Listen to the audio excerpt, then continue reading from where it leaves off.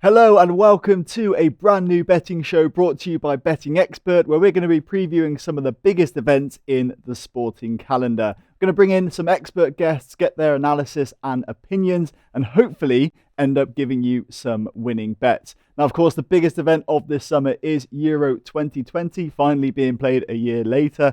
And to help me break down the big talking points and the key betting angles, I'll be joined by former England international Wayne Bridge, along with a broadcaster who you may have seen ranting and raving on TalkSport, YouTube and beyond. It's Rory Jennings. Now, this opening episode, we're going to take a little bit of a trip down memory lane and find out why the Euros are so special, as well as a little bit about what to expect this year, as well as looking at some of our bold predictions from our guests and get some of your questions answered as well. We want your feedback. We want you to interact with this show as much as possible. Episode 2, we're going to break down the favourites and the potential flops of the tournaments before moving on to breaking down the individuals, so which players are going to shine at the tournament. And rounding off by June 10th, we should know all the information we need to really go in and break down the first round of fixtures. So plenty to look forward to in this series. It's up to you now to sit back, relax, and welcome to the big stage.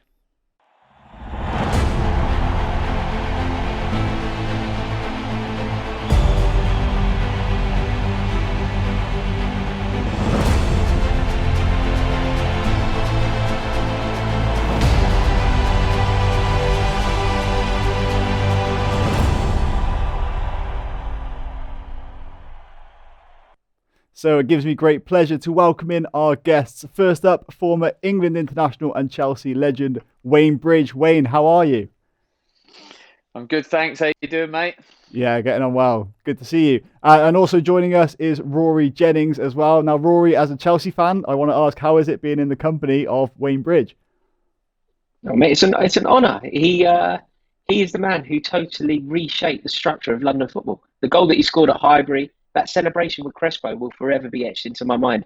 Wayne, I'm honoured. Thank you.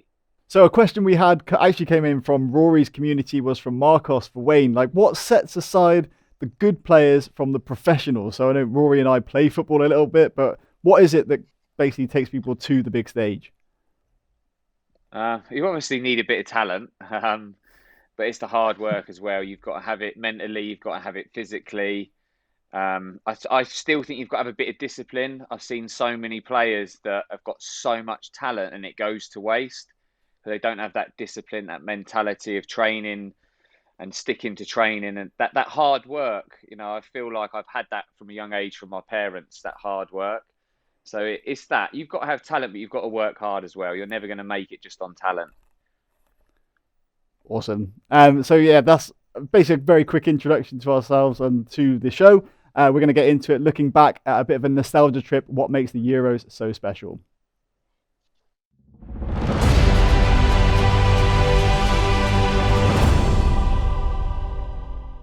So to kick off, Wayne, what does make the Euro so special? Do you have any good memories you want to bring up on the show? Well, memories really for me, kid. I don't have loads because England never done that well. It's mainly for me, when I was young, the TVs are only about this big. So me and my dad would have the sofa right up in front of the telly. And I guess the only one that really stands out for me is 1996, when England done well. Could have gone a lot further. I think the Gaza goal stands out for me. Great bit of skill. Loved watching Gaza score, and then obviously the dentist chair celebration. And obviously the only other game from that really stands out for me was the Germany game.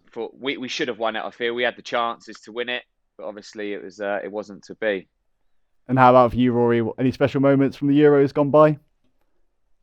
I mean, I think the homage that Wayne paid to Gaza there is perfect, isn't it? That is the moment for most England fans, to put it over Hendry's head and then ping it past Gorham is just like the stuff dreams are made of, and actually has a little bit more gravity at the moment because they're in our group. So, we're going to be playing Scotland. So I'm really looking forward to that one.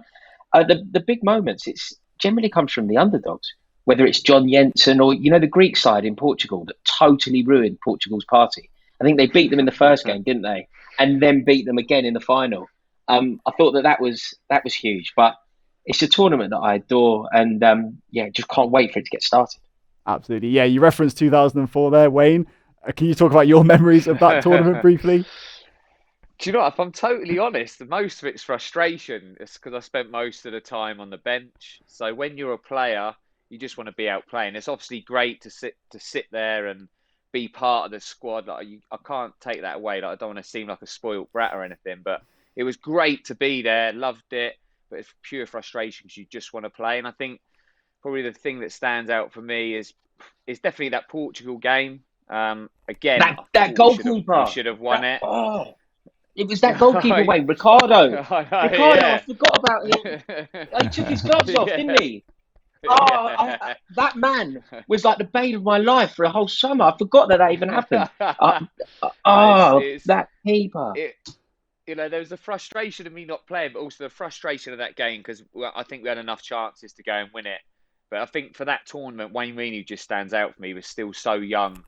There was still so much he was going to go and do, but he was brilliant in that tournament, I thought. Absolutely. Right, well, let's get into it, lads. Let's start talking about Euro 2020. Let's get into it.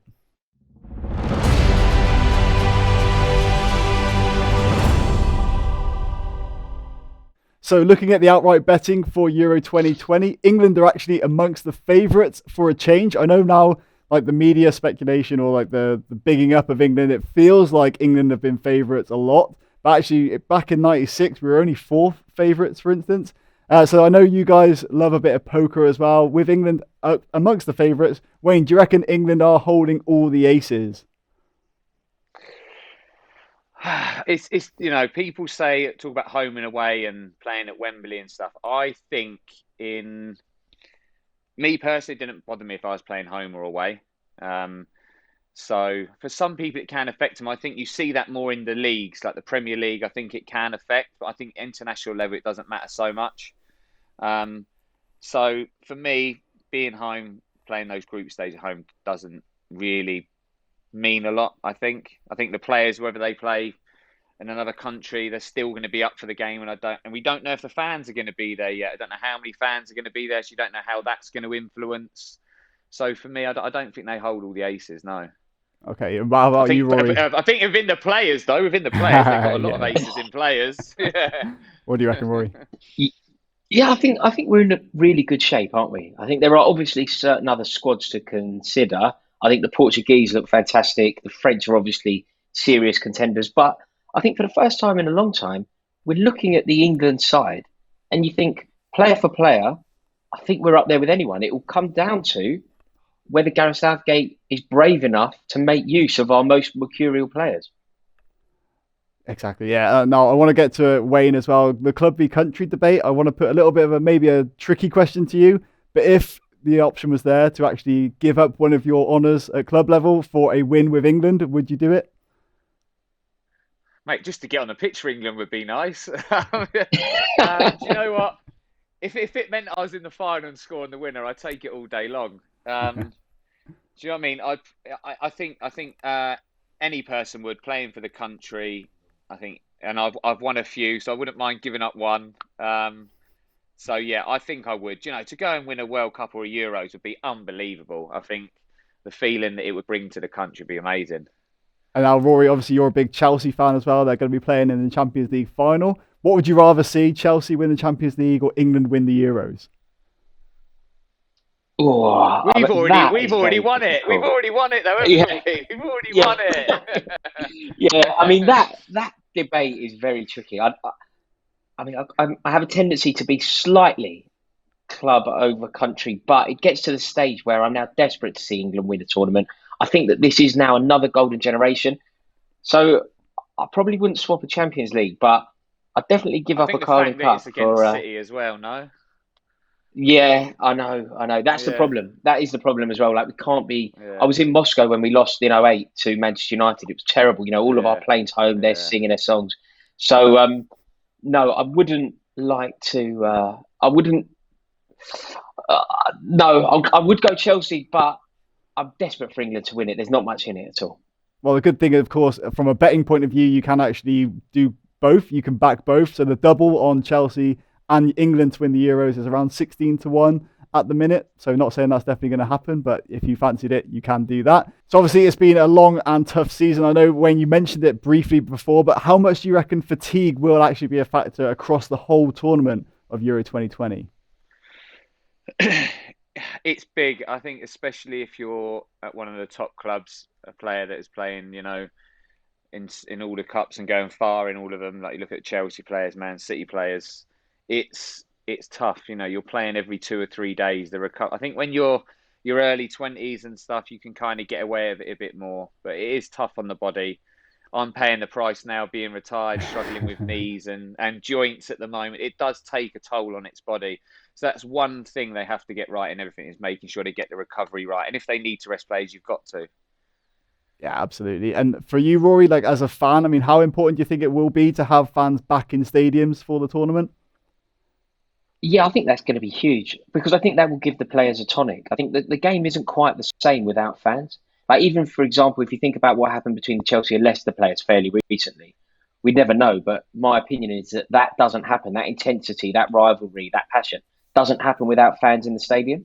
So I think that even if the players are knackered, and I think it's fair to suggest that they will be, surely full stadiums with a bit of luck, people roaring you on, the entire country, their hopes on your shoulders. Surely that will give the players the boost they need.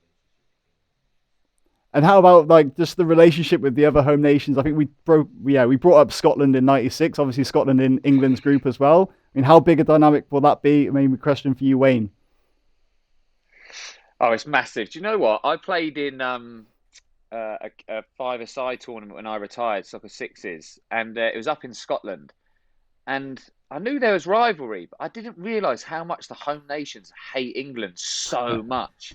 Like when we won, I was so happy because we had so much hatred towards us. And I was saying to the lads, I can't believe how much they hate us. So now That's hilarious, man. I'm buzzing to just get in there and win it. Like I knew there was a little bit of hate. You love I knew that. there was that much passion. Like I've retired. I didn't want to win that trophy. I wanted to win it so bad. There was so much hatred there. I was so happy. It was like being back in my playing days again. I can't wait. Do you know what? Wayne, I just want to do it over. I knew that's how you'd react, Wayne, because do you know what I've just had a memory of? I remember being at Stamford Bridge, I don't know, 12, 15 years ago, and I remember Chelsea played Portsmouth, and they were giving you the scummer and all that. They were giving you a really rough ride. And then you scored in front of where I sit.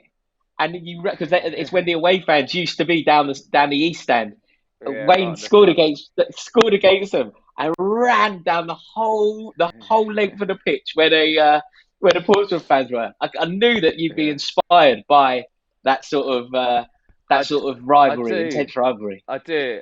I love it. That's why I'm saying for home and away for me, it's great to have the home fans and geeing you up and everything, but as well that the away fans, when they've given you stick, like I loved it still. I just wanted to do well and just, like I said, cheer in their face. Loved it.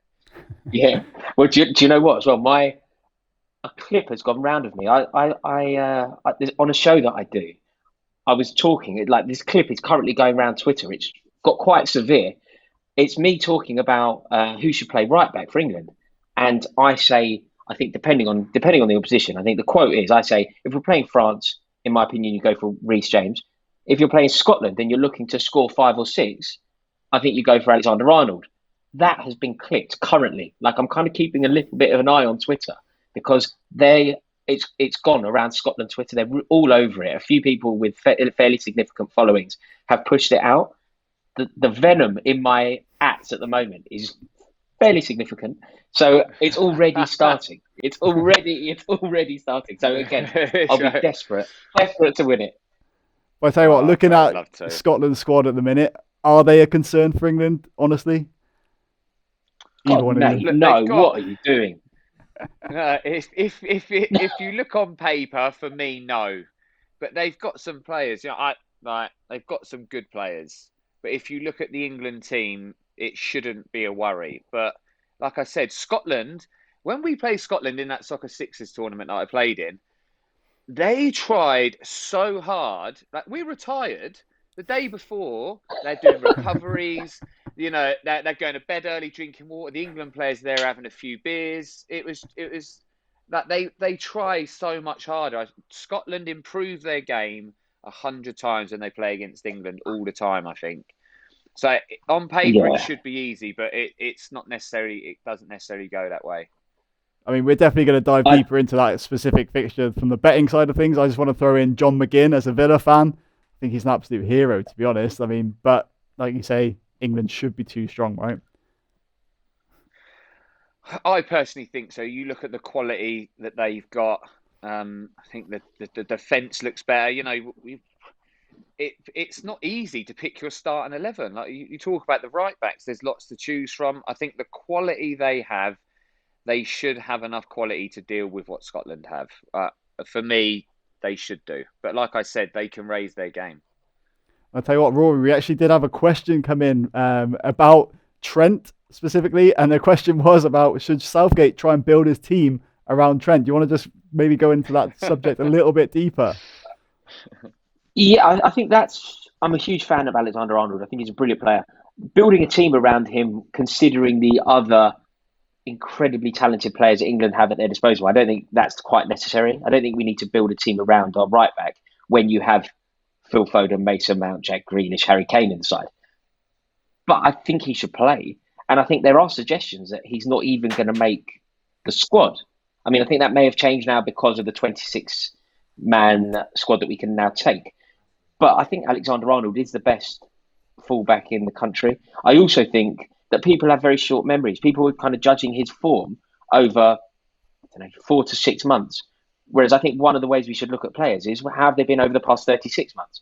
And the geezer's won a European Cup and a Premier League and has been a key component of the reason why Liverpool have been able to do that. So I think he has to play. I think he has far more range in his game. And 90% of the games that we're going to play, teams will be happy with the draw against us. So we will need somebody capable of threading the eye of the needle and coming up with a key assist. What do you reckon, Wayne, about Trent just in general? Man, I'm just glad I'm not the manager because I think that's a headache position. I think you've got a lot of good players there. Like you've brought up Reece James. I think he's been brilliant. Maybe he's not the starting one, but he's got the potential to go and be an England great. There's too many to choose from. But I do agree with Rory in terms of Trent. You can't write him off for the way the season's gone or the little blips they might have had and they've not played. Liverpool as a whole team haven't played that well. So you can't. It's not on Trent. Do you know what I mean? He's got so much quality, and Gareth will know that as well. Yeah, but have you ever heard of a team being built around a right back? Oh, in terms of Liverpool. that statement, hell, like it's Liverpool, yeah. Liverpool. Look, when you've got Phil Foden and Mason Mount in your team, you can't build it round a right back like Trent. You can't. No. There's too much quality. Like you said, Harry Kane.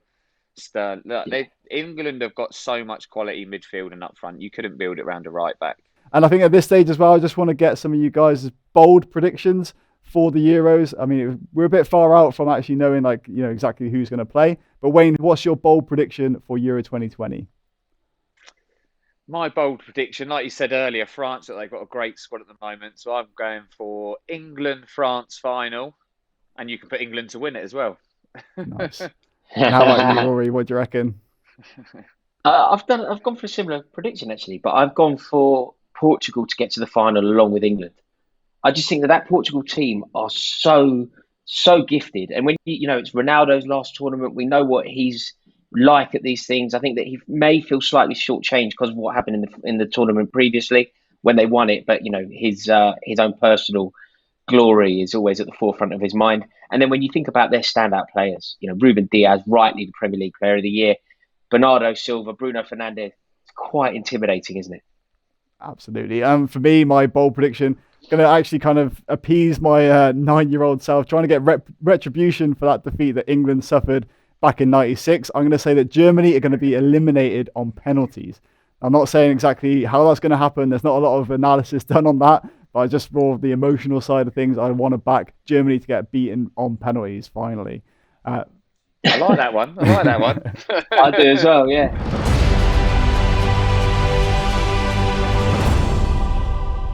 So thanks a lot, Wayne, for coming on board. I know, you have to run, but we'll see you again next week for episode 2 of The Big Stage. Top man, take it easy. Cheers, Wayne. Now over to a section we're going to Cheers. be calling Rory's Rant.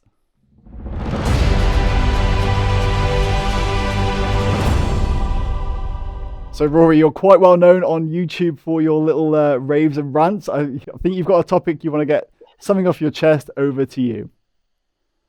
I most certainly do, Joe. And what I would like to discuss is the lack of respect and the timing of the lack of respect shown towards England's manager, Gareth Southgate. Whether or not you think England are in the right hands, whether or not you think Gareth Southgate is the right man to guide England into a tournament, is neither here nor there now. Now is the time to pledge unilateral, partisan and aggressive support to Gareth Southgate because we need it. We can't debate who is the right man to lead us into a tournament a month before the tournament. Now isn't the time to do that. And I'm fed up of people with profile, people with platforms, with reach, deciding to now have a slightly sneery, slightly hostile, slightly aggressive approach to the England manager. It is a conversation that could have happened a year ago. It's a conversation that possibly should have happened after the Nations League. But I have no comprehension and I'm full of fury, to be totally frank, that people are openly exploring whether Gareth Southgate is the right man to lead England into a tournament a month before. It does nobody any favours. It's not helping the cause. It doesn't help the players. It doesn't help the manager. Certainly doesn't help the team as a whole. So why are people pulling at that thread today?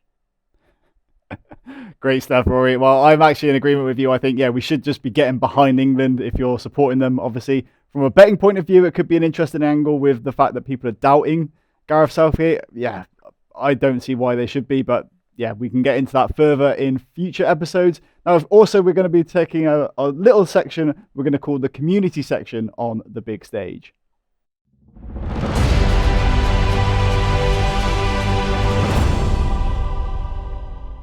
So this is the part of the show where we are going to invite your own questions, your betting stories, your queries, just how betting works, what markets you should be looking out for during the Euros. So be sure to get in touch with us on our social channels at bettingexpert. Hit up Rory, hit up Wayne, use the hashtag #TheBigStage, and we'll try and feature your comments and queries in future editions of The Big Stage. But for now, I think that's going to be it for episode 1. Rory, pleasure to speak with you. Thanks a lot for coming on board.